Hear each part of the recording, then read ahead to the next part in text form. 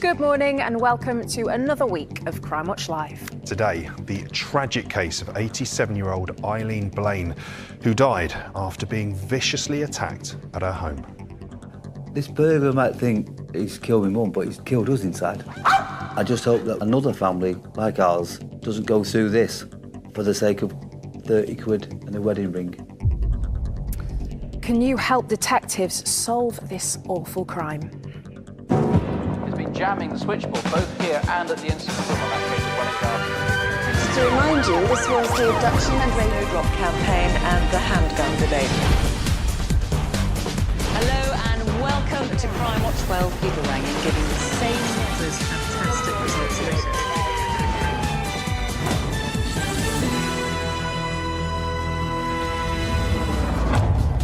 Hello and welcome to the programme where we are coming to you from our studios in the Welsh capital. We have got a very busy show lined up for you today, including trying to find the rightful owners of this catalogue of stolen goods. We have a jaw-dropping film about how police caught a gang causing terror as they embarked on a stealing spree, nicking almost £4 million worth of cars. We had this group of 6 or 7 individuals, some of them as young as 15, who were responsible for committing a large amount of car crime across Manchester. Pretty much £4 million worth of cars in a 10-month period. And how a team of brave officers put their lives on the line when they came face to face with a man carrying explosives.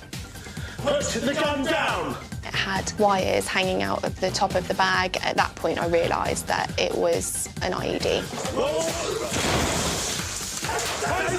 As always, police and our team are close by, ready to answer your calls. You can find our contact details using the QR code below, or call us on 08000 468 999. Text us on 63399. Start with the word crime, leave a space, then write your message. Or email us at cwl@bbc.co.uk. First this morning, it's a heartbreaking appeal on one of society's most vulnerable. A savage attack claimed the life of 87-year-old Eileen Blaine. This, of course, is a very moving film. He just wouldn't stop hitting me, that was the main thing. Just asked him to stop, but he wouldn't.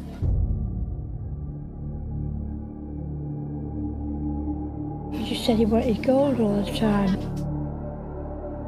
But it was just a nightmare.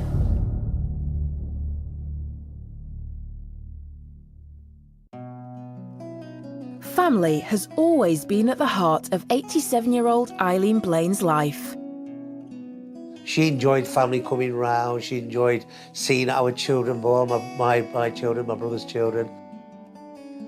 Mum would be the one that we turn to all the time. For 63 years, she was happily married to husband Andrew until his death in 2003. My dad was everything to my mum. It was very difficult when my father first passed away, but my mum being as she was, she became resilient, she got tough. With her husband gone, Eileen treasured one item in particular which held special memories of him. The wedding ring meant a great deal to my mum. She only has to look at it and it reminds her of my father and their life that they had together.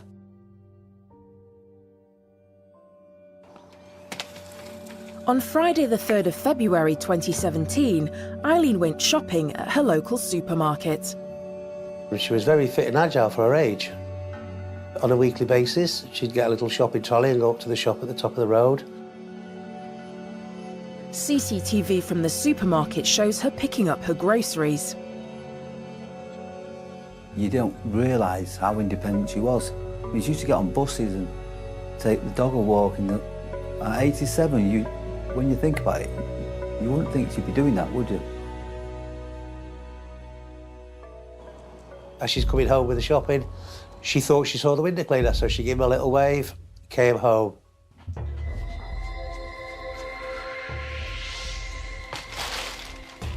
After she unpacked her shopping, there was a knock at the back door. Because she'd only just seen the window cleaner, she automatically thought he was coming to get paid.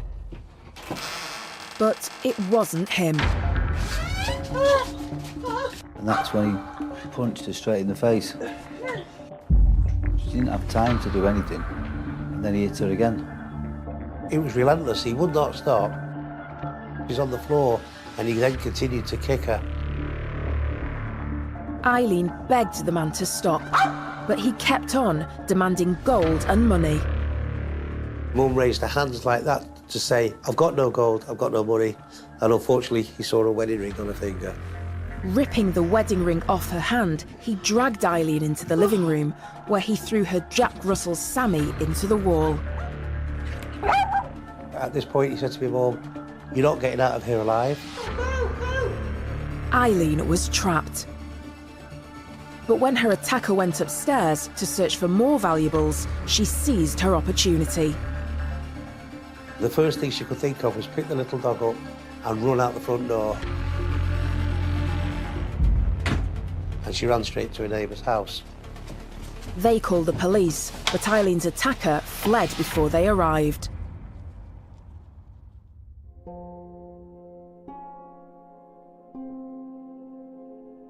Well, she had bruises all over her face and her eyes and her nose. It was only when she went to hospital and she had x-rays that they then found out she sustained 3 broken ribs and a broken vertebrae in the base of her spine where he'd been kicking her.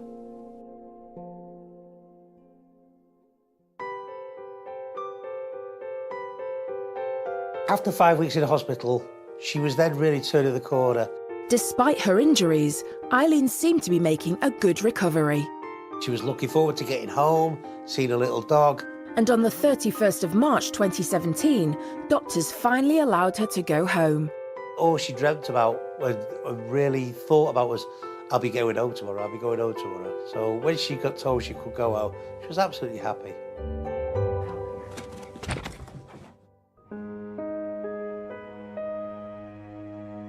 But just a single day after her return home, Eileen passed away. Well, I've lost my mum. I've lost a friend. I've lost everything. This burglar might think he's killed my mum, but he's killed us inside.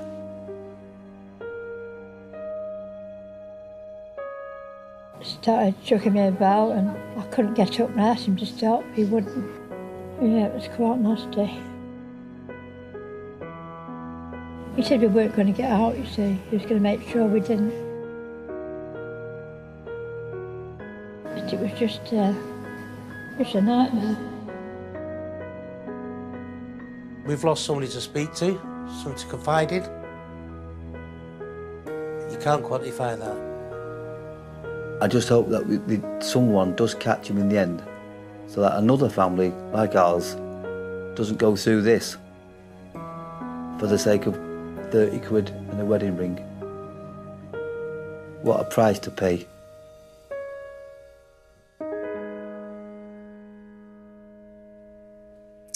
Well, I'm joined now by DI Paul Davis from Greater Manchester Police. Good to have you with us this morning, Paul. This is such a senseless, brutal attack. What more can you tell us about the investigation so far? It is. We're treating it as a murder investigation. Eileen was 87 years of age, very active, very independent, and she was just going about her weekly shopping when she was then attacked in her own home. It's shocking. It really, really is. We've actually got a map. Just explain what we're seeing here. This is a local area of Stretford, covering the Barton Road is the main road through. You can see Eileen's address, and it's a very short distance to the local shop where she does shopping and then returns. Yeah, just carrying out her usual routine. Yeah. What on earth could have motivated somebody to carry out an attack like this? I believe the motive is robbery. The male who entered used force and violence by assaulting Eileen in the address, then demanded cash and gold. And we can just see some of the images, Paul, of the injuries that poor Eileen sustained. Just terrible. We talked about items that were stolen. One thing that was mentioned, which was of huge sentimental value, was Eileen's wedding ring. Is that something that's managed to be recovered? We've not recovered it. and we desperately want to recover it for the family. That's what they want. It was given to Eileen by her late husband, Andrew, on their wedding day. So it's incredibly important that we get that back. Absolutely, we It's heard Oh, sorry. No, go ahead with the description. The description is it's a gold wedding band with a crosshatch design on it. Yeah, and we heard from Eileen's sons, David and John, in the film. It would mean so much to them. Let's talk about the suspect. What description can you give us of this person? He's a white male. He's 5'8", slim build, and he was wearing a black coat with a hood over the top of his face. So, Paul, for people that are watching today, how can they help with this appeal? What are you looking for? I'm looking for the community of Stretford to come forward, really. 8 years have passed since this incident. People may have not felt brave enough to come forward and give information at the time, and I ask them to now to think and then just pick up the phone and call us. Absolutely. And over time, allegiances change. People might have fallen out and now be thinking, actually, it's time to do the right thing. It is, yeah. I believe that this person would have confided in somebody close to them. 8 years have passed. I want them to search their conscience, do the right thing for the family, and come forward so we can get justice for Eileen and that family. So important. Just finally to note as well, Greater Manchester Police are offering a £50,000 reward, aren't they, for any information leading to the arrest and conviction of the individual responsible. Yes, there is. Paul, thanks so much for coming in and telling us more. Now, all the ways to get in touch with us are on the screen. Just stand by the clock, or you can contact Greater Manchester Police, which is on the number below. Later on, we're going to be chatting to Andy and Jim from Healthier Heroes, a charity helping ex-veterans get back on their feet. Now, though, I'm with DS Charlie Punning from Avon and Somerset Police, who has this vast collection of stolen items you can see here that he wants to find the owners for. Charlie, it really is an incredible display, but how did you come into police possession of all these items? Well, good morning, Rav. My team and I were investigating a large series of burglaries across the Somerset area that happened between August and November 2024, although we believe that some of the burglaries happened back beyond December 2023. We see on the map here, actually, every pink spot you can see, you believe, is a burglary that was being committed by the same group of individuals. There's a massive amount there, isn't there? Huge. Yeah, you can see how widespread it is and how many people that it's actually affected. Yeah, so who do you think was responsible for these crimes? So we... you had a group of individuals. Yep, so the group, they were a prolific group of individuals that sometimes committed between 3 or 4 burglaries in a single night. They targeted large rural properties and sometimes businesses and farmhouses as well. Yeah. They would generally scope out the property beforehand, and then on the night of the offending they would enter the grounds and then try the doors or windows, and sometimes gain access through sash windows. Once inside, they then stole anything they get their hands on that thought they had any sort of monetary value, which is why we've got such a vast array of property that we've recovered. Yeah, we're going to come on to this shortly. I just want to know how you actually caught this group, because you've got 2, they're on remand at the moment, you've got 2 that have already pleaded guilty and 1 awaiting trial in a couple of months' time. How did you finally get them? Well, we had an idea who was committing the burglaries, and then we had a couple of breaks in the case. We had some warrants sworn out and then executed the warrants where we arrested the 3 people that were charged. And then during those warrants, we were able to seize around 450 items of stolen property. Of those 450, we've managed to repatriate around 100. And there's a pretty novel way you did this as well, where you're thinking outside the box. You actually hired out a hall, didn't you, and got people to come and have a look at it. Let's have a look at this here. What's happened here? So we hired a hall for a couple of days and we put all of the items on display so the victims of burglary could come in and have a look to see if they could find any of their property. And as you say, you got a number of those items back. However, there are still a number outstanding, some of which we've got here. So let's just talk us through what we've got here. We're going to start with this large clock that we've got in the studio. Charlie, what do we know about this here? So, yeah, we have the antique grandfather clock there. We have a silver candelabra. Just next to me, very distinctive. And with all these items, Charlie, it's not just the value, it's the sentimental value that can be so important to get it back. So we've got the candelabra, as you say. in the centre here on the table, I'm interested with this. What have we got here? So we've got a very old Bible that dates back to 1816.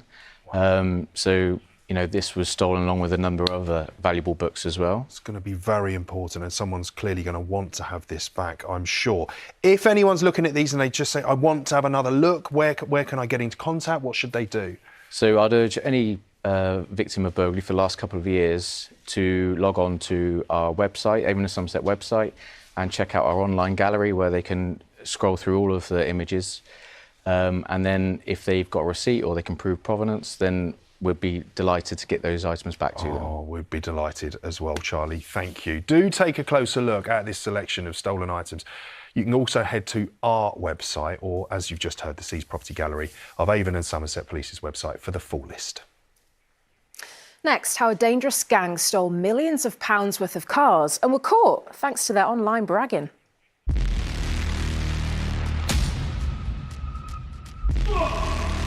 I've never seen anyone be so brazen about committing crime.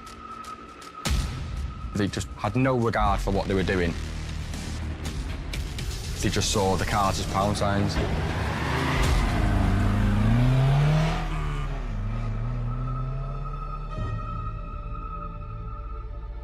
On the 23rd of May 2022, in Droylsden, Greater Manchester, police receive a report from a local resident in the early hours of the morning.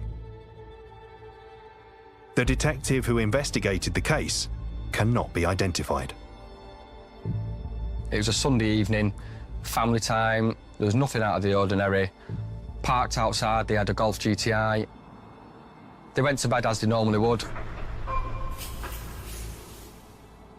They were woken up by a neighbour at around 10 to 2 in the morning. The neighbour had seen the Golf GTI being stolen. They were shaken up at the time. The 4-year-old was really worried, and he had to sleep in their room for a good 6 months after the incident because he was scared that the men were going to come back in. About an hour later at 3 a.m. in the Chadderton area of Oldham, a local resident was quietly praying at home when they were disturbed by a strange noise. So he went to investigate, and he was confronted by 2 masked men within his house. Both these men had knives. He saw 2 further males at the rear door. They were shouting, "Give us the R keys, give us the R keys." He had a VW Golf R parked on his drive outside. Having struggled with them, they found his car keys and they all ran out of the house and drove away in his car. After the offence, he was shaken. He was more angry that it had happened, that these lads had broken into his house, targeted him, stole his car, all whilst his family were present. He's since moved house because of this incident. 4 weeks later, on the 16th of June 2022, in Upmill, Oldham, a 3rd incident occurred. The victim, he'd spent £55,000 on a VW Golf R, treated himself to this really nice car that he'd wanted for a long time. He pulled up at his home address, parked on the drive, and he was removing some items from his boot. 2 men got out of a grey BMW 1 Series, ran to the victim and forcibly shoved him to the floor.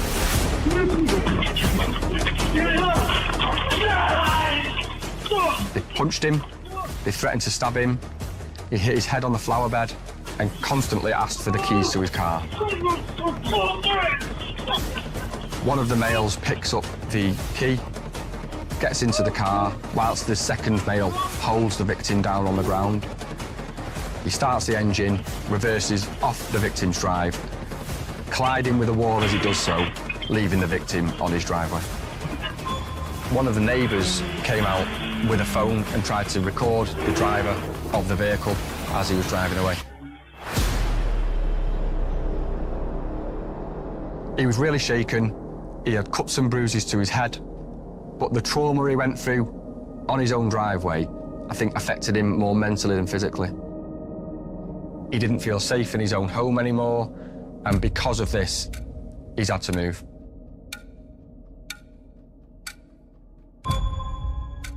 As the gang got more brazen, their level of violence increased. On the 30th of June, 2 men were dragged out of bed at knife point to hand over the key to their cars.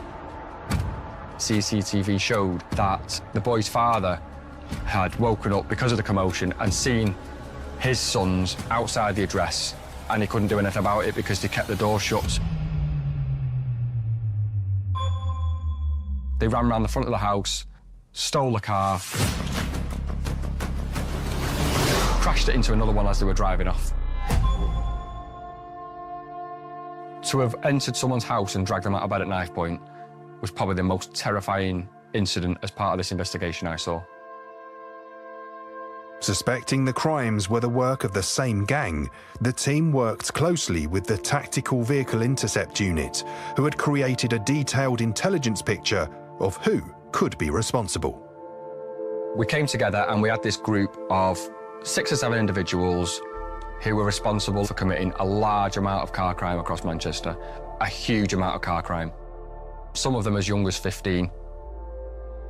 As we were looking at these incidents and the crimes that had been reported already, how could we link these people to it? They were still out every night committing crime. On one occasion, they stole 4 cars from one address. A lot of the time, they were targeting high-powered vehicles. Other times, they might target what they call dingers or a blender, so a car to go and commit further criminality in. So we started to take them off one by one and try and prioritise who we thought was maybe more dangerous or who was more prolific than the others. In October 2022, a 17-year-old who can't be named due to his age was arrested. He had family members that were involved in car crime. He had a device that was used in the keyless thefts of Land Rover or Jaguar vehicles. There was dozens of Range Rovers that they stole in that way. He had a lot of contacts for a 17-year-old.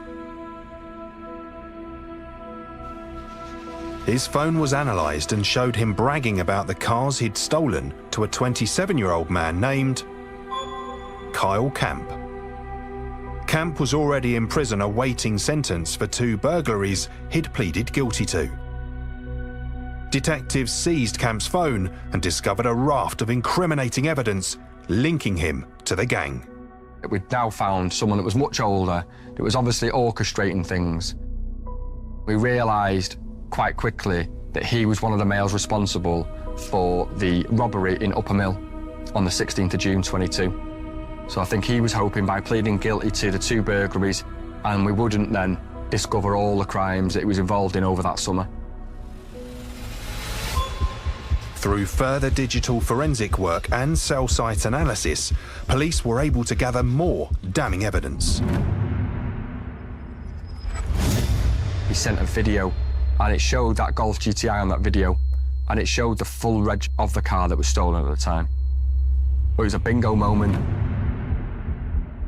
We also linked him to the robbery in Chadderton. The phone, as he's using it, pings to masts in that area at the time of the offence. He also had multiple pictures and messages linking him directly to other crimes. One incident, we know that Camp threatened a female with a screwdriver, stole a car, a neighbour had tried to block them in. He rammed them out of the way in the stolen car and drove away, and we found messages on his phone boasting about the incident later that day. In another incident, we found that someone had taken a photo of him on a stolen motorbike, posing in the clothes that he'd used to steal a bike in.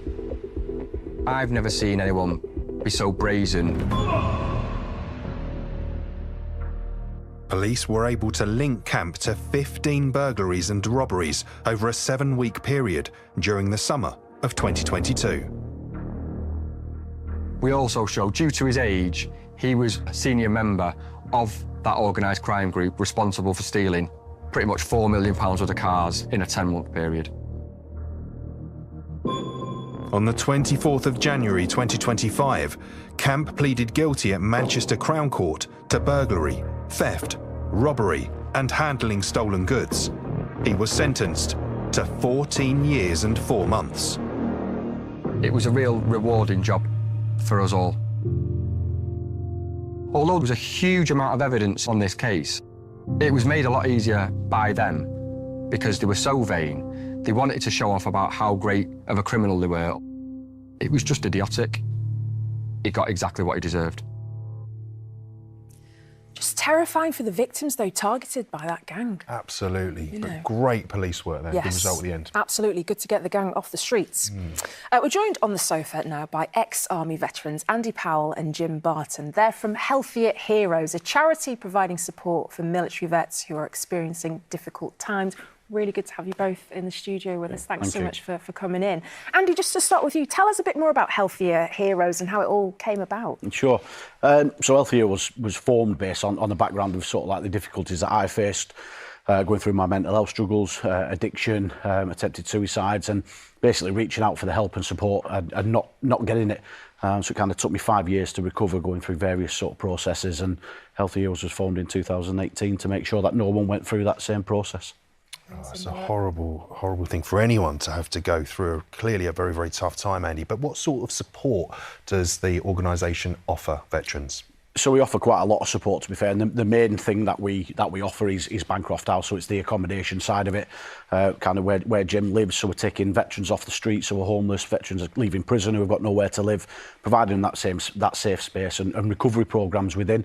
So mental health, providing counselling support, drug and alcohol addiction, education, employment and training, and a plethora of sort of health and wellbeing activities as well, which my wife Rio runs, who's the co-founder and owner. You know, and so that the package is very vast. There's a lot going on. You cover so much, which is absolutely fantastic to hear. So how many veterans are you currently working with? So at the moment we have 21 in Bancroft House. We've got 8 in our move on property, so 29 at any one time, and we're looking to expand. But since December 2020, when Bancroft House was open, 206 veterans have been through our doors, and we're currently supporting 312 veterans and family members across the North West and Lancashire, so it's pretty busy. Yeah, really very busy. Yeah, great to hear. And Jim, you are someone who has had first-hand experience of just how this organisation has helped you and is continuing to help you now. Just tell us a bit about your story. Yeah, so I mean, sort of lots of my journey, there's sort of similarities to Andy's as well. So I served 15 years with the Royal Anglian Regiment, so an infantry unit. For 9 years of that, I was a combat medic. And unfortunately, back in 2010, I was quite badly injured in Afghanistan. And then, as a knock-on from that, I was eventually medically discharged in 2018. So obviously my career was taken away from me. I mean, I was fortunate in the fact that as sort of I had my background in medicine, so I actually went on to East Midlands Ambulance Service and joined as a paramedic, which, you know, absolutely loved the job. But unfortunately, because I hadn't been given the support, especially for my historic issues with alcohol and my mental health, in 2019, I had a really severe mental health crisis. And so I turned to alcohol again as that coping mechanism. And unfortunately, a series of catastrophic events then led to me actually going to prison. Yeah, so I was in prison from December 2019 to December 21, so I did 2 years. But even when I was released, I felt like a rabbit in the headlights. You know, I felt kind of lost, like I didn't really have a purpose or anything, you know. Very much like a lot of us feel when we leave the military, especially when you're medically discharged, you know. Yeah. I tried my hand as a fibre optics engineer, but then quickly realised that... Get a sense that wasn't for you, that was not for me whatsoever. No, okay, So I kind of knocked that one on the head.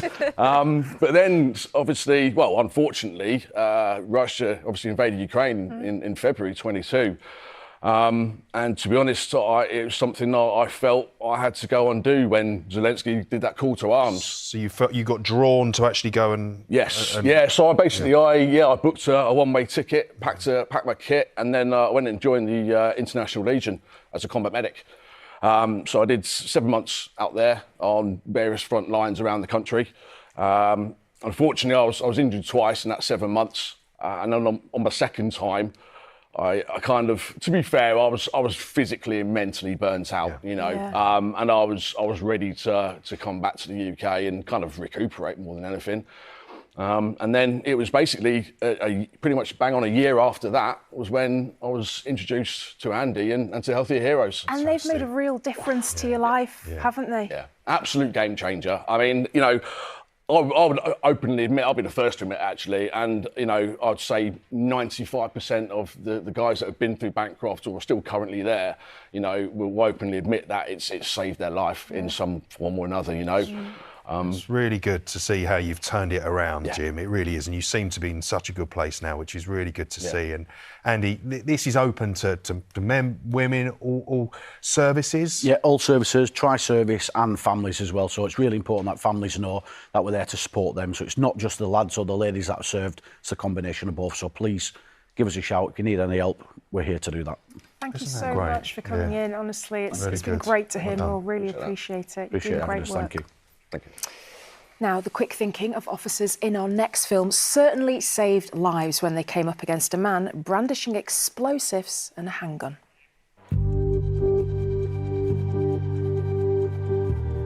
I am PC Emma Davies and I work at Hampshire Constabulary. I have a love for the job I don't think I can explain in words. I'm PC Scott Thompson. The job gives me a fulfilment in regards to helping others. I don't ever see myself doing anything other than what I do now. Generally, being a police officer, you accept that there's always going to be a level of danger. You are walking into the unknown and you don't know what you're going to be faced with. You've got to be ready for anything. On the 28th of August 2023, we'd been tasked to locate suspects.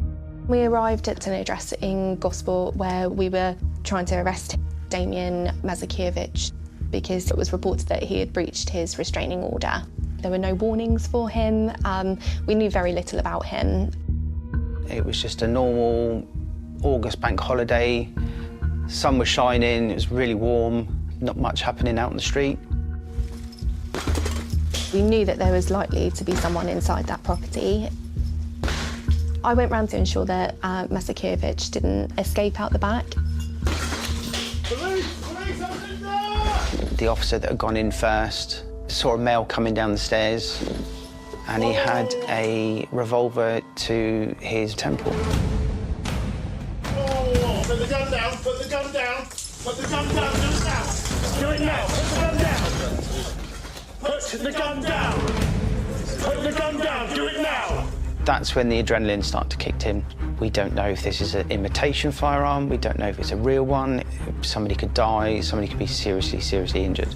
Put the gun down! He was doing something with his left hand and I don't know what he was doing.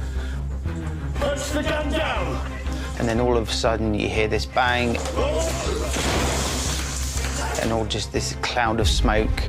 I heard 3 loud bangs. I thought that my colleagues had been shot. I ran as fast as I could. My other colleague tasered the suspect.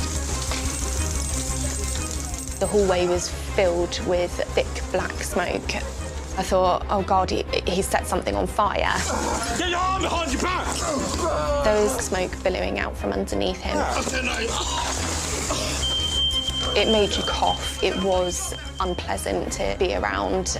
We didn't know what the smoke was at the time. We weren't sure if it was toxic. They were dragging him out.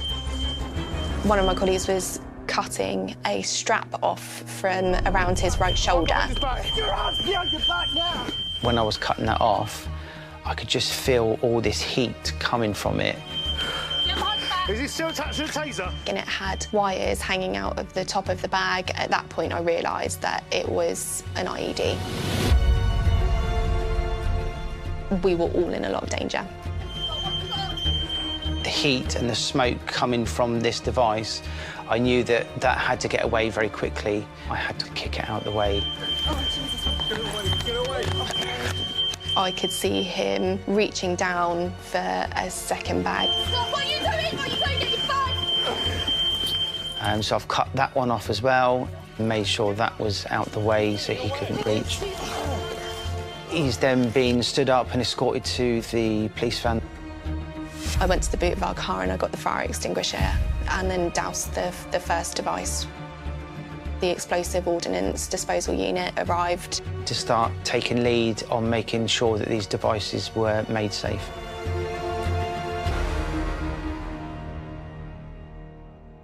When I got home that day, I think that's when it really hit me. It was almost like a bit of a snap back to reality. The following day, we were told that the second device contained ball bearings, shattered glass and knife tips. I found that really difficult to process, I think. We were just so lucky the device didn't work as Mazakirevich had intended to use it.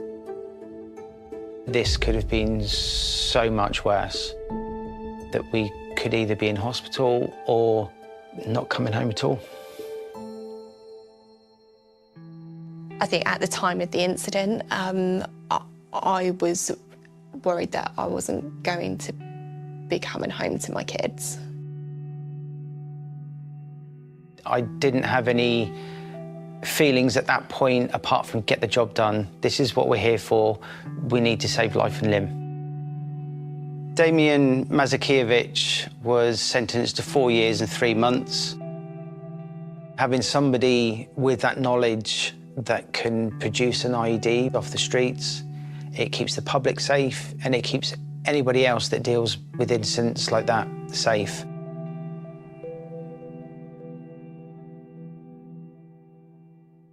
I wasn't expecting to be nominated for the National Police Bravery Awards. It was just great. We went to Downing Street and that was surreal. And to have this sort of award and recognition is once in a lifetime. Coming off that stage, I could feel the smile on my face and I could feel my cheeks hurting because it was just brilliant. It was emotional. It was an amazing thing to have achieved, really. But I'm more proud of the way that we pulled together as a team and we dealt with that situation. We all knew what to do, when to do it, how to do it. And I think that was the proudest moment for me. We kept each other safe and we kept the public safe by understanding each other and just getting the job done. I think that really that's the best achievement. Yeah, congratulations to PC Emma and PC Scott there. Thoroughly well-deserved with your award. And dealing with volatile, unpredictable situations like the ones those officers were facing is obviously extremely brave, but standing up and improving our communities is something we can all do, even in smaller ways. I'm joined now by PCSO Lloyd Bridgman from South Wales Police and Janet Hayward, the head teacher of Cadoxton Primary School in Barry. Really good to see you both this morning. Janet, I guess the story starts with you. Tell us what happened at the school. So, Michelle, we came back to school after the Christmas holidays. We were excited to be back, but our reception children, 4 and 5 years old, went outside into their garden area where they go and learn every day. And they were really upset to find that their outside allotment shed had been broken into and damaged. Oh, no. And this isn't the first time it had happened, is it? So it happened for the first time then, but it happened a few times afterwards. Right. So the children became so upset that they actually made some posters. Bless them. That they, wow. just like this. I mean, you can see some of them here. Stop hurting our shed. With a big sad face. Clearly it's something that really affected them, Janet. So they were really upset. They cleaned up the space, but the people kept on coming back. And Lloyd, this is where you come in. Yeah, absolutely. So when the incidents were reported to the police, I made a visit to the school where I met Jan, provided a bit of reassurance to Jan, her staff and some of the children. And yeah, we decided then just to get access to the school by getting hold of a set of keys from Jan. We noticed that the incidents were happening in between, say, 7:30 and like 9 o'clock in the evening. Right. So, myself and 3 of my colleagues, we decided to do a quick patrol, and I think it was about 8 o'clock at night. And we located 2 subjects in the garden. One was detained, one made off, but the good news is we know who they both are now, and an investigation is still ongoing. What a fantastic result. So what has this meant for the garden now, and how's it looking? So the garden is back to its former self, but that's thanks to some parent volunteers, but also some fantastic community volunteers, including Lloyd. Oh, well, you're a governor of the school as well now, Lloyd, aren't you? Apparently so. Apparently so. But talking about this connection with communities, it's so important, isn't it? And actually, Lloyd, local communities can get in touch with their PCOs really, really easily. That's something that you want to get out there. Yeah, so first of all, obviously, we're out and about, high-vis. Members of the public can approach us and speak to us whenever they like. But I think it's important to mention the people that don't feel they have a voice in the community. South Wales Police have now created a messaging service called South Wales Listens. So it gives members of the public an opportunity to engage with us through that messaging service. It's free of charge, where we actually send out messages to them of what's happening in their community, or they can speak to us about anything they're having issues with. It's important to mention that it's not to report crimes. That needs to be 999 or 101.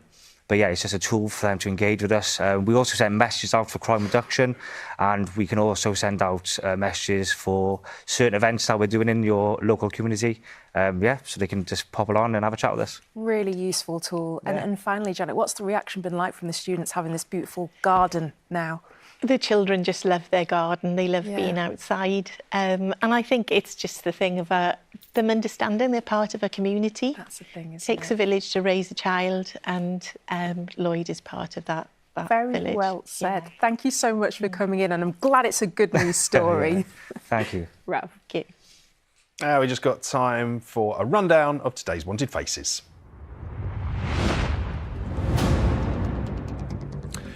And we're starting with Jamal Adam Anderson. Greater Manchester Police want to question him about conspiracy to supply cocaine. He'll be 40 in May, has connections to Salford, Bury, Hume in Greater Manchester, but police haven't ruled out that he may have left the UK. Next, can you help Merseyside Police find Anthony Mark Quigley? In 2017, he was sentenced to 14 years in prison for a drugs conspiracy. And since he's released, he's breached the conditions of his licence and has been recalled to prison. He's 46, has links across Merseyside and also to Wales and Scotland, although police think he may have travelled abroad as well. Or, have you seen Jesse Amaru Hanna? He too has been recalled to prison after breaching the strict conditions of his licence. He's 26 foot tall, slim with short hair.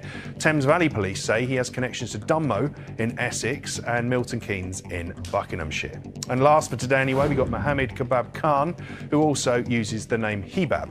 West Midlands Police need to speak to him in relation to drugs offences. He's 30 and has links to East Birmingham, in particular Spark Hill, Spark Brook and Moseley, and also to St Albans in Hertfordshire, Scotland, as well as Dubai. So, you recognise any of these men, do get in touch using the details on screen below. That's all we've got time for today. If you would like support with some of the subjects raised in the programme, help is available at BBC Action Line. Remember, you can also watch us on iPlayer for up to 30 days after broadcast. Tomorrow, how a crook who found a loophole in a cryptocurrency platform managed to steal £25 million. This is a multi-million pound fraud investigation. 4 years, thousands of pieces of evidence, and recovering money from all over the world. It was the most complex investigation of my career. See you tomorrow for that and more, 10:45. Bye for now. See you then.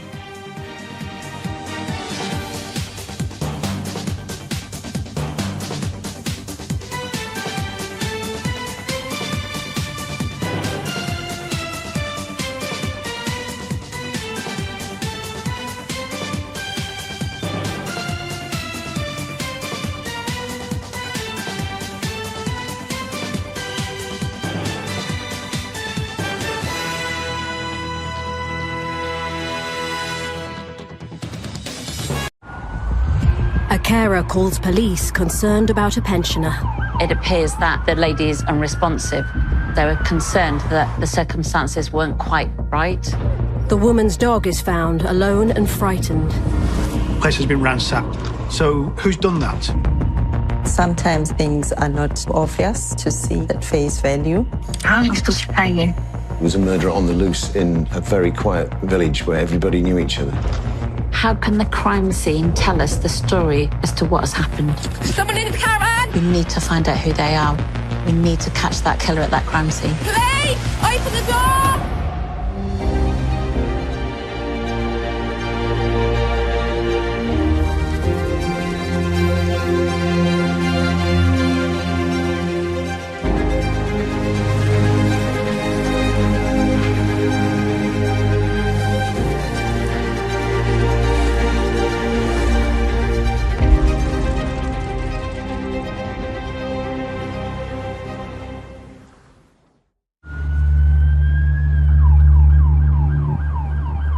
When I arrived, there were 3 police forensic vans. There was one on the side street here, one just off the pavement here, and then one on the driveway there.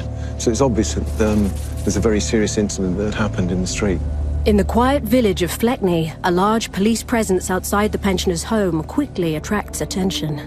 The police weren't releasing any information initially. I came out here and spoke to people in the street.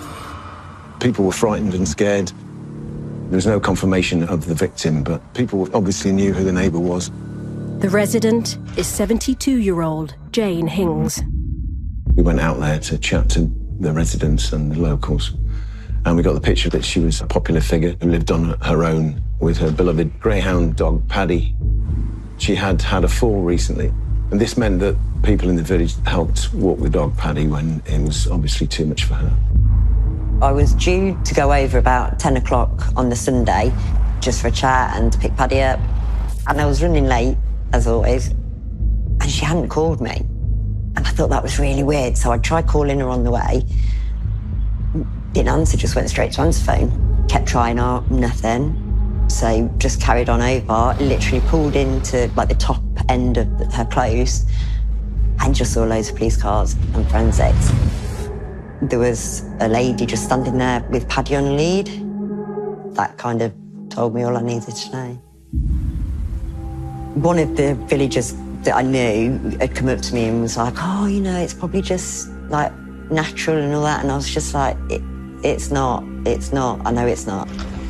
The amount of police that were there was quite intimidating. You don't get forensics there for just the natural cause. Inside the bungalow, CSIs are looking for answers. The carers have formally identified the woman as Jane, but it's not yet clear how she died. It's very difficult to determine the cause of death because there's no obvious signs. No traumatic injuries are obvious. There's no bruising around her neck that you would associate with strangulation. She doesn't have any head injuries. You have to keep an open mind. Until we know definitively, we work with a worst-case scenario. We don't know the cause of death. That means that the search of the crime scene is very open. We're not really sure what we're looking for within that crime scene. A pathologist is called to the scene. There is evidence of a serious sexual assault. The body itself can be treated as a crime scene. There was blood around the nose. There were grazes on her cheek. There were bruises on her arms, which indicated grip marks. These injuries suggest that there was a struggle and the victim was pinned down or held down. If someone is held down, you know, the grip marks will be very distinct, and it would mean the person had been held down for quite some time. This is a vulnerable lady. There were defence injuries on her hands and her arms. This tended to suggest that she may have put up a struggle. That is a major crime scene. Jane also appears to have been burgled. Her phone, handbag, and some jewellery are missing. The necklace, a crucifix, it's been ripped off violently because it's got bruising on her neck. It is a violent and heartless attack. Who's done this? Homicide detectives, one of the first things they will do will be trying to, work out what is the connection between the victim and the potential suspect pool. If it's a robbery homicide, they might think that that could actually be a stranger, somebody who opportunistically broke into a property. So who do they know in the local community who might be committing robberies? Similarly, who are their known sexual predators? What's their MO? Has one of the suspects got a preference for attacking elderly women and sexually assaulting them? Officers go door to door. Jane's neighbours didn't see or hear anything suspicious. The team are relying on forensics to lead them to her attacker. There's some evidence that has to be collected quickly so that you can be able to get the most reliable results. There could be DNA or some trace elements which could have been left on the body. It's very easy for this to get lost or to get contaminated as the body is being transferred, and yet it could be the most crucial evidence. When the body's been moved from the bed, there is a small silver tongue bar found towards the lower part of her body. It was not hers. She didn't have any piercings. If it's not the victim's, it's a foreign item within that crime scene. It indicates that someone's been really close and intimate with that victim before they've died. This may well be the offenders. We're not sure whether the sexual assault in the first instance was that the primary motivation, or was it really the robbery and then he decided to enact a sexual attack after that. In any event, that combination is fairly unusual. It's possible that he saw her as a vulnerable person that he could control. The tongue bar is fast-tracked for DNA testing, as CSIs look at how Jane's attacker got in. Is it one offender? Is it more than one offender? Have they come in through the door? Have they climbed in through a window? Is there any damage? Has anything been dropped within that scene or left that may link back to an offender? CSIs find no signs of forced entry. Then you ask yourself the question, did the victim know the suspect? As Jane's remains are taken from the scene, community fears intensify. What scared the community was the fact that who would do such a thing? Jane was a 72-year-old woman who wouldn't harm a fly. If they were capable of doing this, what else were they capable of doing? The police are under an immense amount of pressure. The police would have been concerned that this was, a dangerous offender that might go on to commit further similar attacks. Speed was of the essence in apprehending him.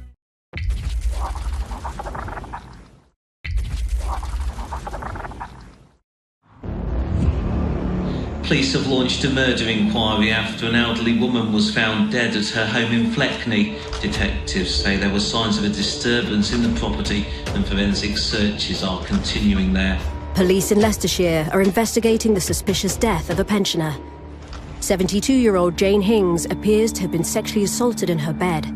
After finding no signs of a break-in, police suspect she knew her attacker.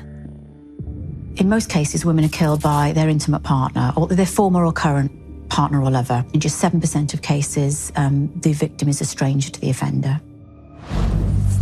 The team's strongest lead so far is a tongue bar recovered from the scene they suspect belongs to Jane's attacker.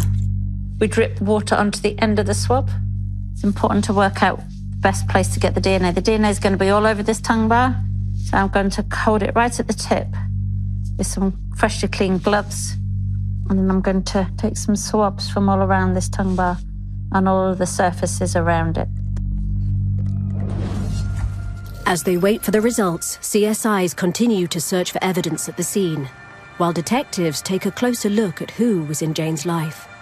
When we look at the victim, so we create victimologies. So what are her habits, what's associations with other people? Jane's friends and neighbours tell the police she was a private person.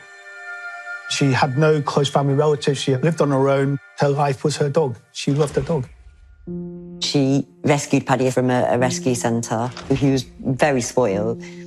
I worked for a doggy daycare company, and because she'd fell over recently and she was struggling to walk Paddy, I was the one that picked him up and dropped him off every night. That led then into, can you just come in and do this? So I helped her out in other ways like that. A divorcee, Jane had lived in the Netherlands before moving back to Fleckney to care for her parents during their final years.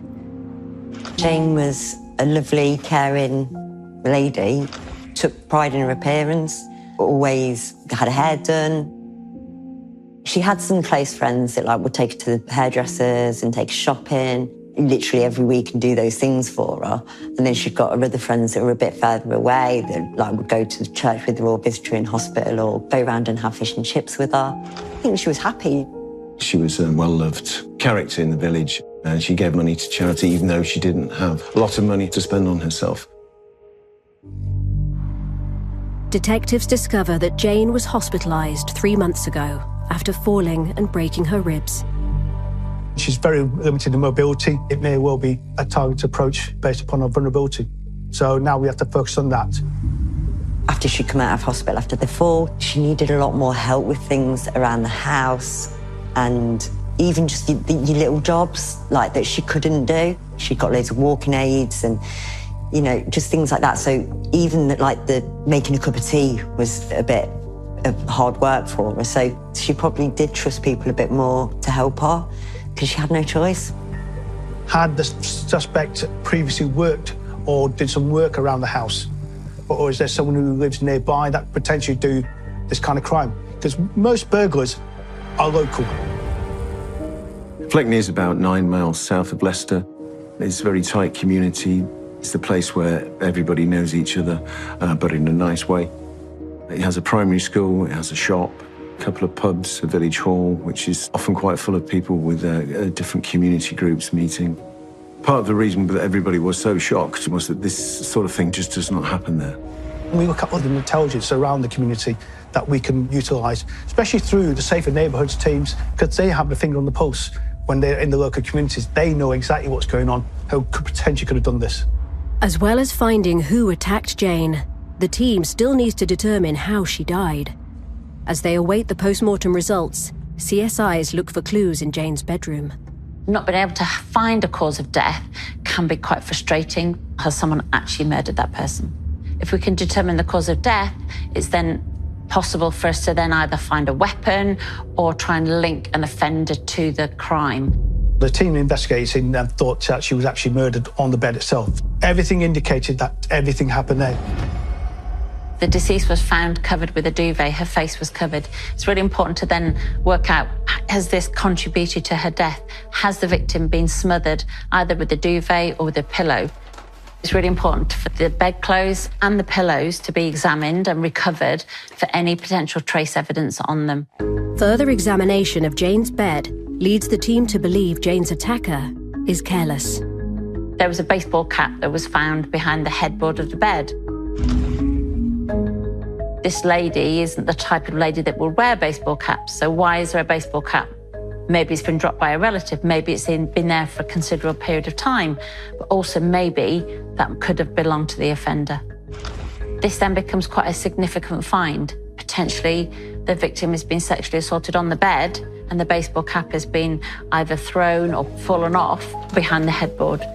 It's a really good source of DNA that would be sent to the lab for urgent DNA examination.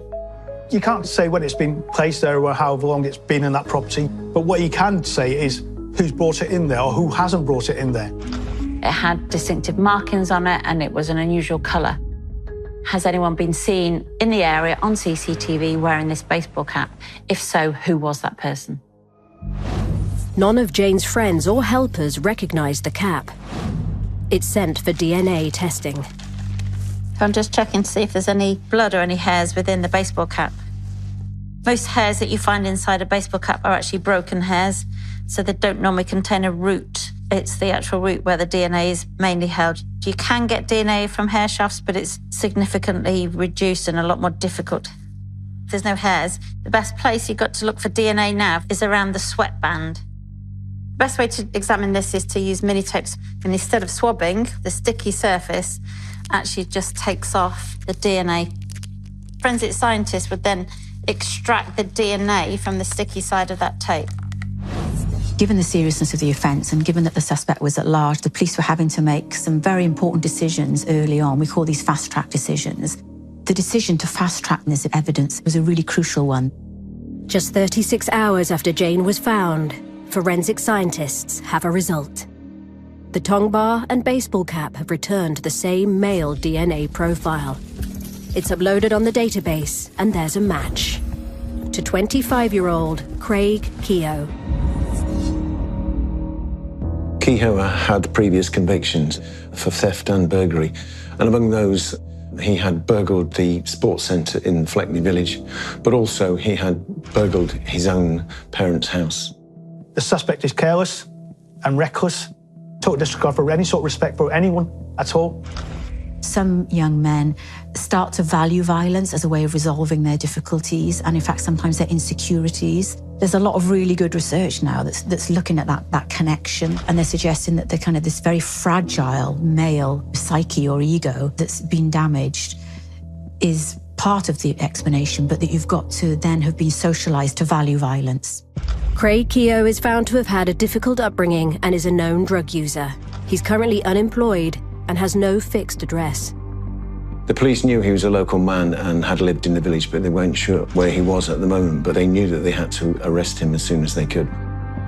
From a forensic perspective, the sooner we can arrest somebody and take some samples from them, the more chance we have of recovering evidence on them or in their property. We need to get hold of him at the earliest opportunity before he disappears. He's located to a caravan just 2 streets away from Jane's home. Someone in the caravan! Police! Open the door! Someone with a dark hair in there. Please open the door!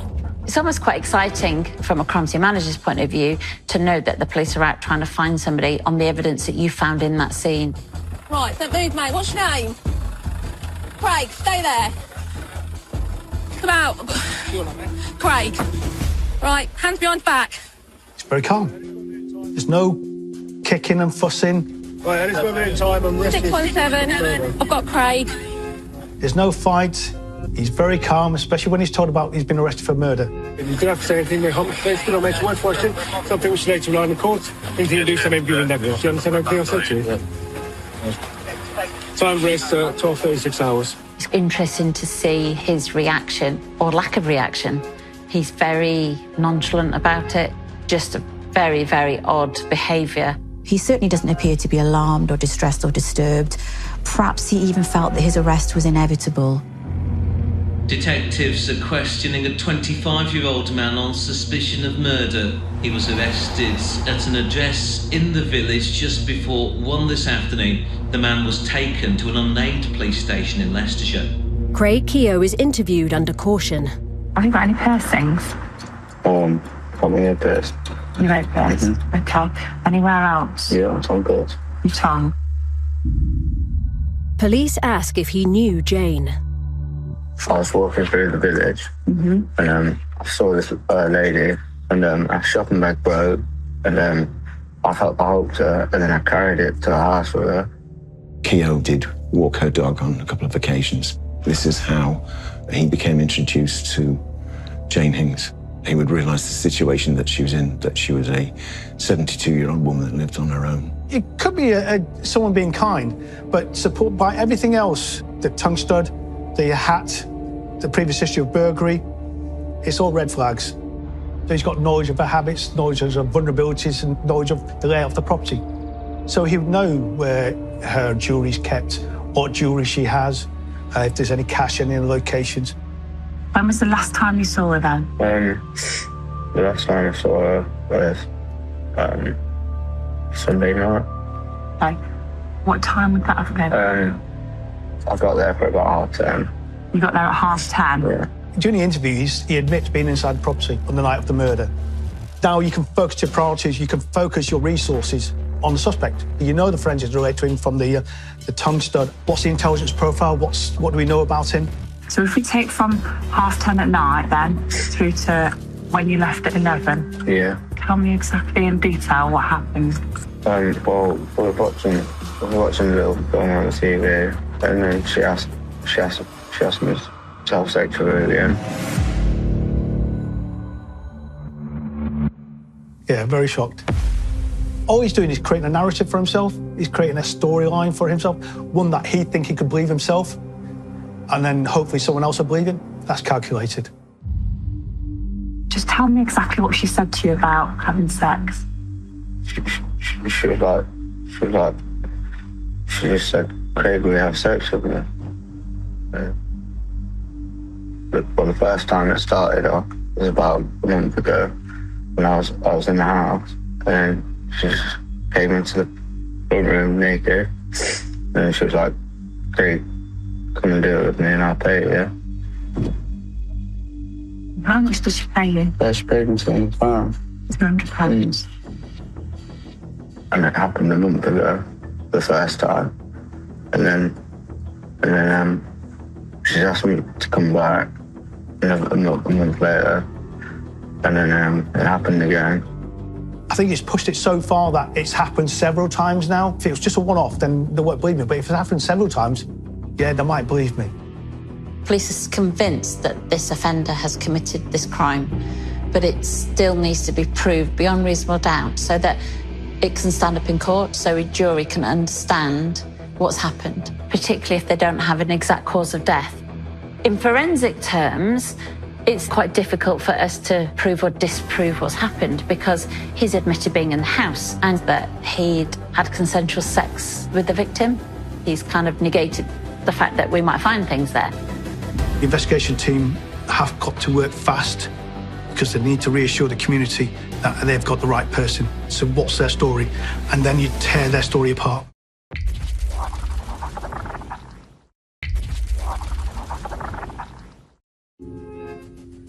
Tell me exactly in detail what happened.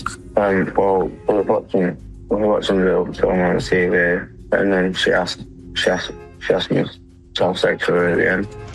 After being arrested on suspicion of raping and murdering pensioner Jane Hings, 25-year-old Craig Keogh has made a shocking admission.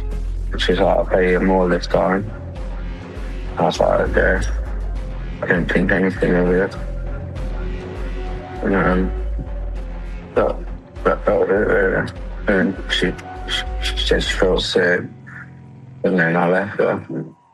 He claims Jane has been paying him for sex, but insists he didn't kill her.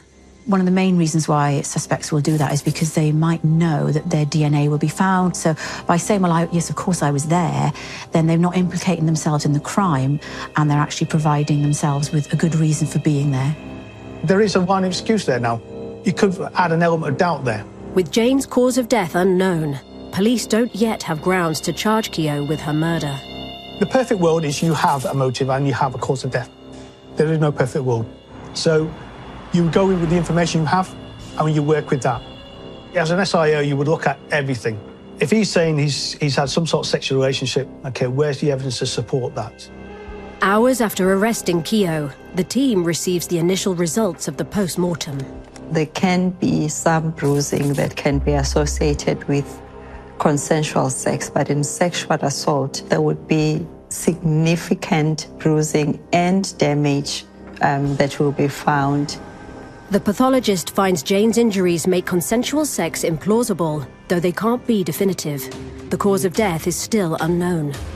We check if is there any physical evidence that points towards any illness, for example, or any diseases that the victim could have had, which could have led them to die. Also, any signs of poisoning as well. And then if that is not there, then the pathologist then needs to look for evidence of smothering. The pathologist is able to determine that Jane died between 1:20 and 2:30 a.m. on Sunday morning. When was the last time you saw her then? The last time I saw her was Sunday night.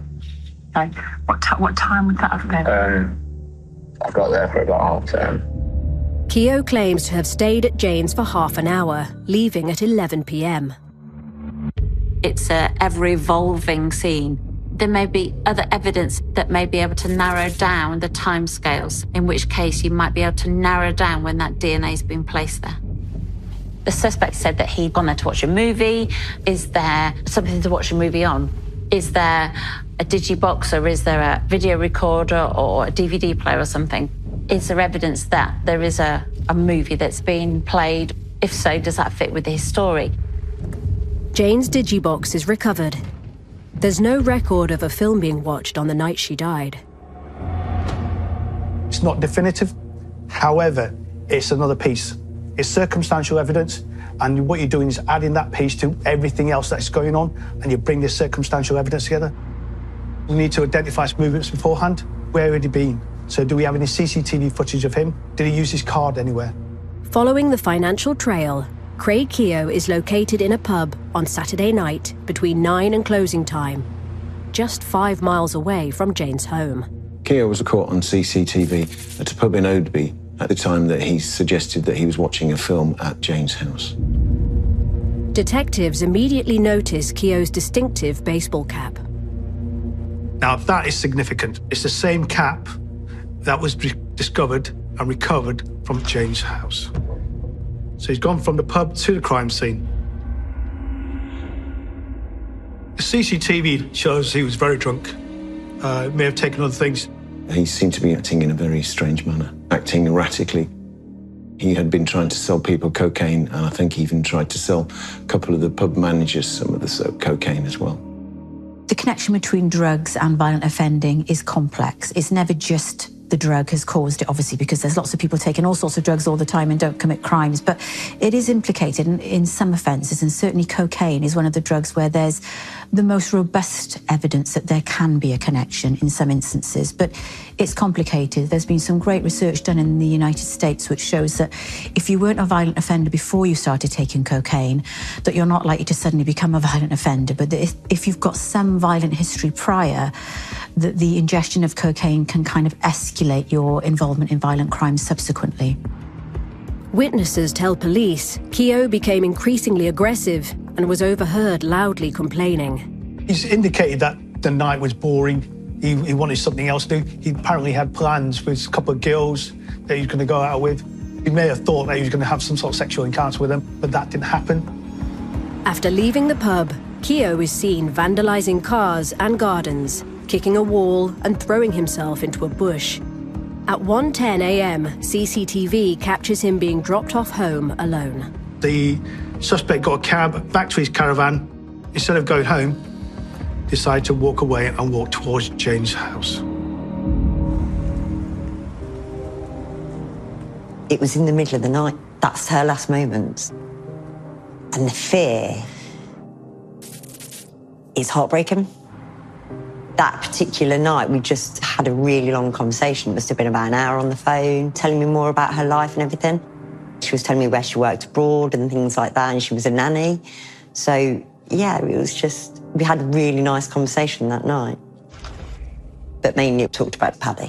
She was like, if anything happens to me, we have Paddy. And I was like, of course I'll have Paddy, but you're not going anywhere. You know, yeah, you've had a fall, you're all right, but you're getting better.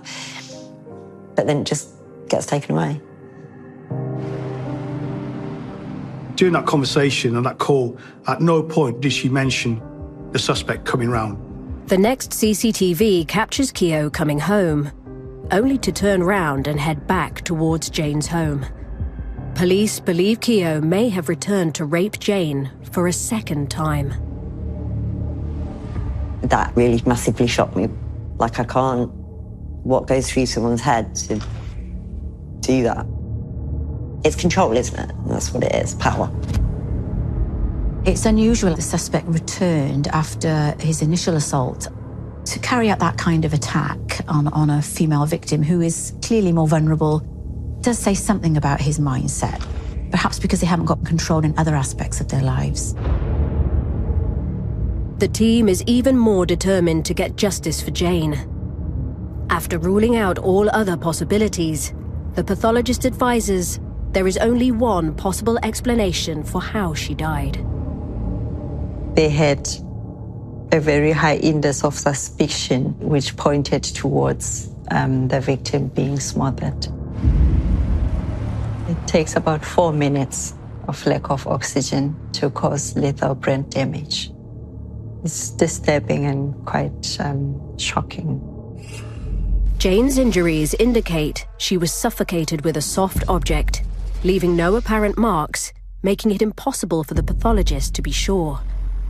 The team suspect she was killed with her duvet or pillow. Part of the role as a crime scene manager is to put yourself in the mindset of a killer. If you're going to kill somebody or smother somebody a pillow, how would you hold the pillow? Where would you put your hands? They're going to leave DNA as well as potential fingerprints. Forensic scientists can potentially interpret that those areas have been used to hold a pillowcase really tightly, potentially over someone's face. But to prove their theory, first, the team needs to find a way to recover any trace evidence from Jane's bed linen. Fabrics are virtually impossible to get fingerprints on using traditional methods. Because of the makeup of the fabric and the fact that it's kind of absorbent, it's impossible to develop ridge detail. 24 hours into his detention, the team are running out of time to question Keogh. The custody clock is always ticking. You have got a ticking time bomb to some extent. It's a lot of pressure. I think there's always a potential with somebody that's committed that kind of a violent offence against an acquaintance that they could go on to do it again. The team apply for an extension. You've got to work out what evidence do you have. You can't get everything. You can't get everything. What can you get in order to bring a charge? You've got to get what evidence you can quickly so that you can work on the rest of the forensics and other inquiries in slower time.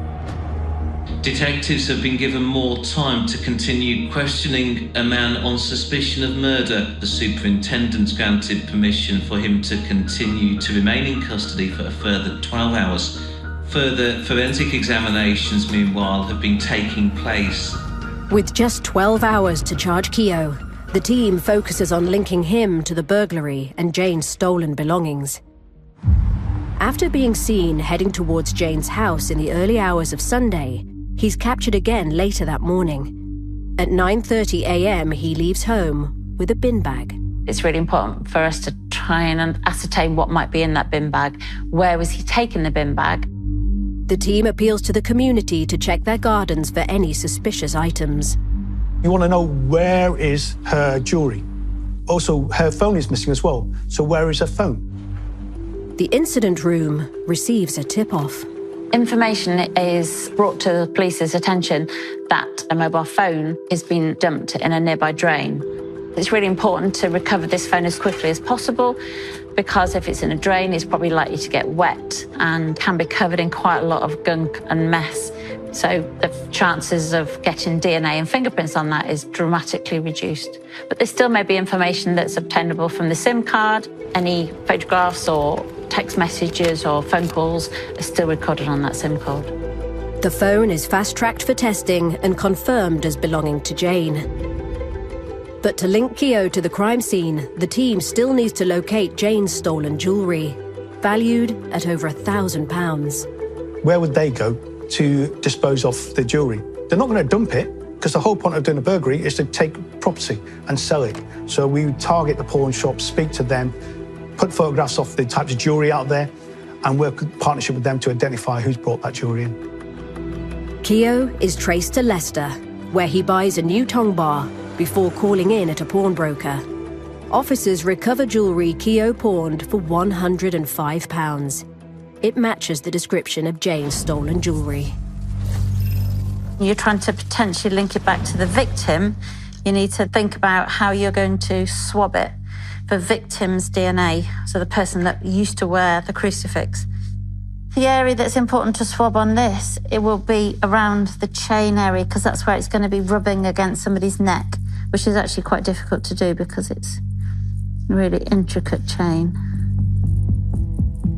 Swabs from the crucifix return a 1 in 1 billion match to Craig Keogh.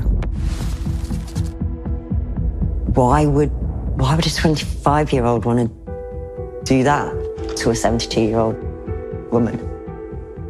How can you do that? It's just wrong. After pawning Jane's jewellery, Keogh is traced to a bar where he buys his friends drinks and is seen joking around. What it tells us about him, he just doesn't care. He just doesn't care about his victims, doesn't care about his actions. He doesn't care about the consequences of what he's done. He's just a callous killer. The Crown Prosecution Service authorised police to charge Keogh with burglary, Jane's rape and murder. With smothering found to be the most likely cause of death, but not definitive, the team still has work to do. What you don't want is for him to turn around in some sort of defence during a trial and say, actually, she died of natural causes. And so we have to prove that actually she was unlawfully killed. There's always that fear the jury will believe him. The team are convinced that Jane's pillows hold the answer to how she died. But with traditional forensic methods ineffective, they need to find a way to get to the evidence. It's so key to basically maximise what resources you have, but you have to be careful because you don't have a finite number. So you have to be smart the way you apply your resources. With new technology, not just within the UK, but overseas, we've gone leaps and bounds to the days when I first looked at these kind of murders to what we can do now. Sometimes a crime scene manager has to think outside the box a little bit. There is a method. It's a non-destructive technique, so DNA can still be recovered. The killer in this case grossly underestimated the power of forensic science.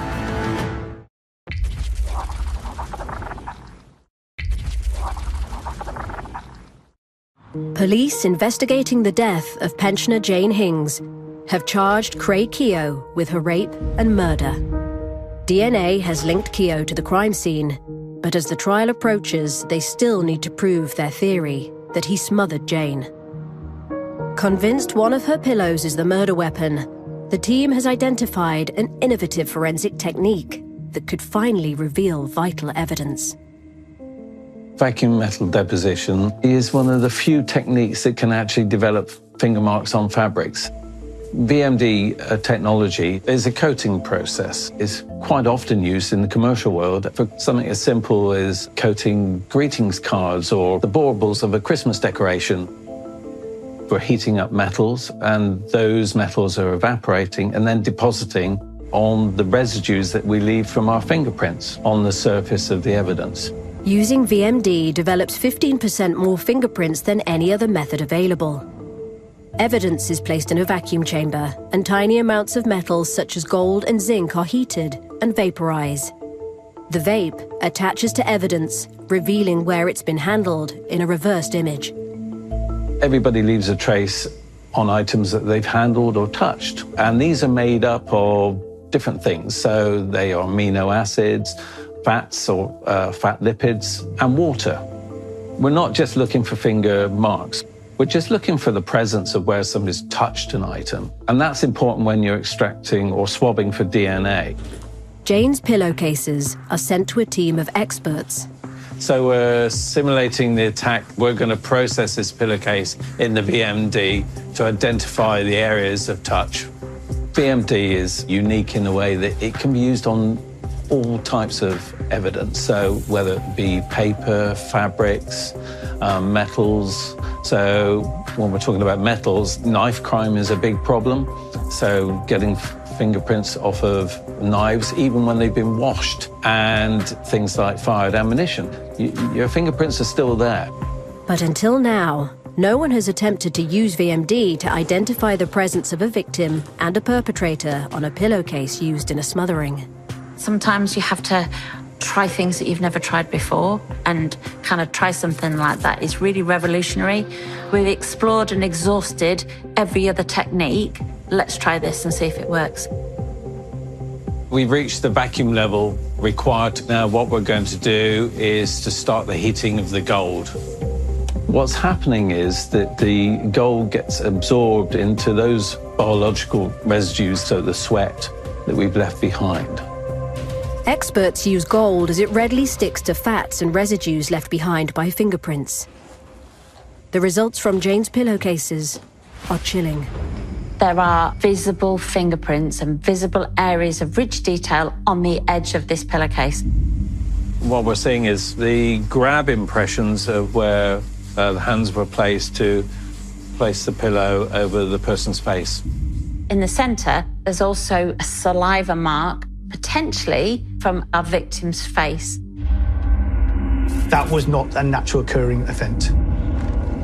With the fingerprints now revealed, the pillowcase is sent for targeted DNA testing. The beauty of VMD has no detrimental effect on the presence of DNA on the surface.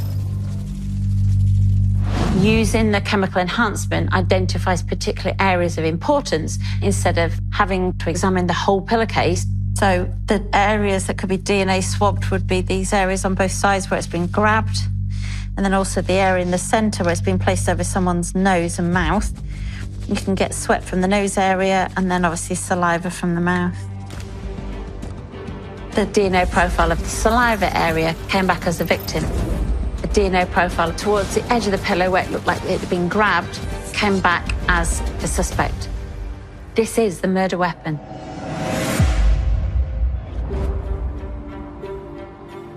I went to the trial every day. I wanted someone to represent her and be there for her. Obviously, her friends are older and didn't want to go through that and endure that. And it was hard, like that very first day when he walked in, like being that close to him, because you automatically think they're monsters, like they're going to look like a monster, but he just looked like a young kid. But then you think about what he's done. It was horrific for them to sit through and listen to what Keogh had subjected Jane to, through what must have been a terrifying ordeal for her. Despite the evidence recovered from Jane's pillowcase, Keogh pleads not guilty. This really challenged me for a bit. Why? Like, with all the amount of evidence they've got on him, firstly, how can he plead not guilty? And then to just sit there and, like, he not acknowledge what he's done or even show remorse for it or any emotion. The only time was when he sort of cried and spoke to his mum. That was it. Given that there's such compelling evidence against him, it does seem remarkable that he's sticking to the story that it wasn't him. He's trying to get away with a serious violent crime. And some offenders will never admit it. You know, they will never say they did it, sometimes because they just don't want their families to know. Maybe in his mind, the jury will believe him because he's pushed enough doubts in there. The jury can see that, though. The jury can see, and they can see through people lying. The offender in this case admitted he was at the scene, but forensically we're able to use incredible techniques to prove exactly what's happened. The jury retires. It takes only 5 hours for them to return their verdict. I was told not to show any emotion, which is really hard.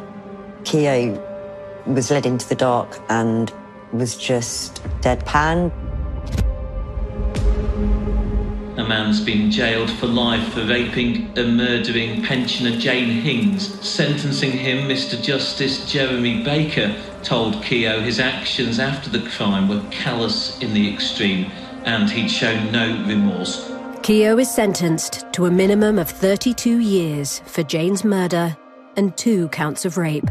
I've been a journalist for more than 30 years and I have attended lots of murder trials and been to murder scenes, and this one does stick out in my mind. It's such a shocking and brutal murder committed against a vulnerable and defenceless 72-year-old woman in the sanctity of her own house where she thought she would be safe. We won't really know the truth behind the motive, but a judge believed that he committed the murder in order to hide and cover up the burglary and the rape. It often revolves around control. There's a body of research that says actually there's things in society, in the very fabric of society, that kind of allow men's negative perceptions of females to be perpetuated. Men that commit these serious sexual acts of violence, they obviously take this to the extreme, but it almost kind of reinforces their views that men are powerful and in control and that women should be in some way subordinate.